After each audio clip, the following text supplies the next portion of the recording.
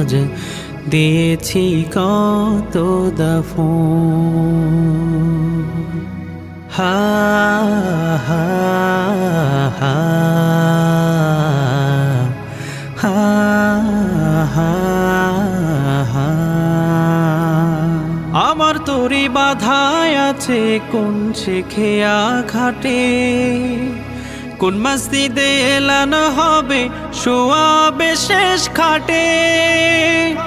আমার তরি বাধায় আছে কোন শেখিয়া ঘাটে, কোন মসজিদে এলানো হবে শোয়াবে শেষ খাটে।